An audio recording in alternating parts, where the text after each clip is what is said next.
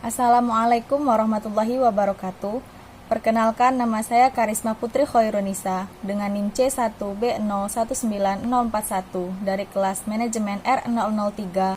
Di sini saya akan memaparkan beberapa materi mengenai hipotesis dalam mata kuliah metodologi penelitian dengan dosen pengapu Bapak Dr. Haji Tona Aurora Lubis SEMM. Baiklah, langsung saja memasuki kepada topik pembahasan. Saya memiliki 7 topik pembahasan yang akan saya bahas. Yang pertama, pengertian hipotesis. Yang kedua, jenis-jenis hipotesis. Yang ketiga, manfaat hipotesis. Yang keempat, tujuan hipotesis. Yang kelima, ciri-ciri hipotesis. Yang keenam, cara merumuskan hipotesis. Yang ketujuh, cara pengujian hipotesis. Masuk kepada topik yang pertama, yaitu pengertian hipotesis.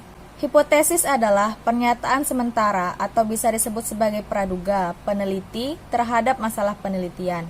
Karena praduga, hipotesis bisa saja benar dan bisa juga salah. Hipotesis tidak dapat disebut sebagai kebenaran, meskipun hipotesis dirancang berlandaskan data yang valid dan kuat. Menurut Zygmunt, hipotesis adalah proporsi atau dugaan yang belum terbukti. Jadi, hipotesis masih bersifat tentatif. Pernyataan hipotesis hanya menjelaskan fenomena dan kemungkinan jawaban atas pertanyaan penelitian. Jawaban sesungguhnya didapatkan setelah penelitian dilakukan. Topik pembahasan yang kedua yaitu jenis-jenis hipotesis. Terdapat 5 jenis hipotesis. Yang pertama, hipotesis deskriptif, berisi dugaan sementara dari masalah deskriptif yang berhubungan dengan variabel tunggal. Yang kedua, hipotesis komparatif, berisi perbandingan antara dua variabel penelitian. Yang ketiga ada hipotesis asosiatif, berisi dugaan atau jawaban sementara atas hubungan dua variabel atau lebih. Yang keempat, hipotesis penelitian, berisi pernyataan mengenai relasi dua variabel atau lebih. Dan yang terakhir adalah hipotesis statistik, berisi pernyataan mengenai hubungan variabel digambarkan dalam simbol matematika.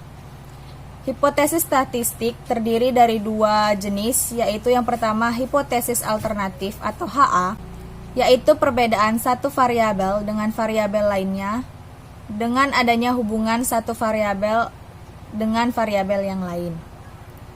Yang kedua yaitu hipotesis nol atau H0, yaitu tidak adanya hubungan antara variabel yang dipakai untuk menyatakan tidak ada perbedaan atau tidak ada pengaruh antar variabel. Selanjutnya topik yang ketiga yaitu manfaat dari hipotesis. Manfaat yang didapat dari melakukan hipotesis dalam menulis karya ilmiah dapat membantu peneliti dalam beberapa hal. Yang pertama, memperkecil jangkauan penelitian sehingga tidak melebar kemana-mana. Yang kedua, membuat penelitian tetap pada jalur penelitian, yakni meneliti fakta dan hubungan variabel. Yang ketiga, memfokuskan penelitian. Yang keempat, memandu penelitian dalam pengujian dan penyesuaian antar fakta. Yang kelima, memberikan batasan serta memperkecil jangkauan penelitian dan kerja penelitian. Yang keenam, menyiagakan peneliti kepada kondisi fakta dan hubungan antar data yang kadangkala hilang begitu saja dari perhatian peneliti. Selanjutnya, sebagai alat yang sederhana dalam memfokuskan fakta yang bercerai-berai tanpa koordinasi ke dalam suatu kesatuan penting. Topik yang keempat yaitu tujuan hipotesis. Tujuan dalam menulis hipotesis ada beberapa, yaitu yang pertama memberikan penjelasan sementara tentang gejala. Yang kedua, memudahkan perluasan pengetahuan dalam bidang tertentu. Yang ketiga, memberikan pernyataan hubungan yang dapat diuji. Yang keempat, memberikan arah penelitian. Dan yang kelima, memberikan kerangka untuk laporan penelitian. Memasuki topik yang kelima, yaitu ciri-ciri dari hipotesis yang baik. Secara lebih lengkap, Nazir menjelaskan ada 6 ciri hipotesis yang baik sebagai berikut. Yang pertama, harus menyatakan hubungan antar variabel. Yang kedua, harus sesuai dengan fakta. Yang ketiga, berhubungan dengan ilmu dan sesuai dengan perkembangan ilmu pengetahuan. Yang keempat, dapat diuji dengan nalar atau alat-alat statistika. Yang kelima, dinyatakan dengan sederhana dan terbatas. Tujuannya agar menghindari kesalahpahaman pengertian. Dan yang keenam, yang terakhir, dapat menerangkan hubungan fakta-fakta dan bisa dikaitkan dengan teknik pengujian. Selanjutnya, topik yang keenam yaitu cara merumuskan hipotesis yang baik dan benar. Cara orang merumuskan hipotesis itu tidak ada aturan pada umumnya, namun dapat dikemukakan dengan memperhatikan saran-saran sebagai berikut.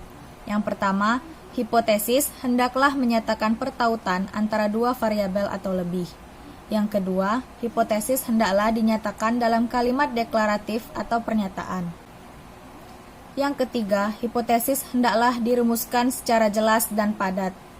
Yang keempat, hipotesis hendaklah dapat diuji. Memasuki topik yang ketujuh dan yang terakhir, yaitu cara pengujian hipotesis. Sebagaimana dikemukakan oleh Donald Ari et al. Dalam Ariev Verken 1982-133 dan Yatim Rianto 1996 16-17, bahwa untuk menguji hipotesis, peneliti perlu menarik kesimpulan tentang konsekuensi yang akan diamati apabila hipotesis itu benar, memilih metode penelitian yang akan memungkinkan pengamatan, eksperimentasi, atau prosedur lain yang diperlukan untuk menunjukkan apakah akibat itu benar atau tidak, dan mengumpulkan data yang dapat dianalisis untuk menunjukkan apakah hipotesis tersebut didukung oleh data atau tidak.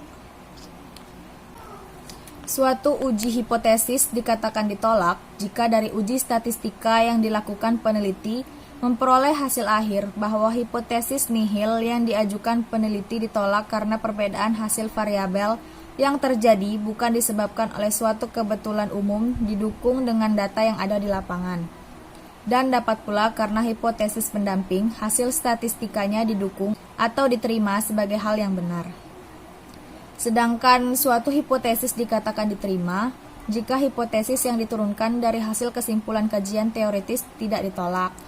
Jika tes statistika menerima hipotesis nihil, hal ini berarti bahwa perbedaan yang dihasilkan dari proses pengkajian pustaka hanya disebabkan oleh kesalahan tidak disengaja waktu pengambilan data di lapangan, atau hipotesis riset yang telah diajukan peneliti sebagai hipotesis pendamping ditolak atau tidak didukung oleh informasi yang ada.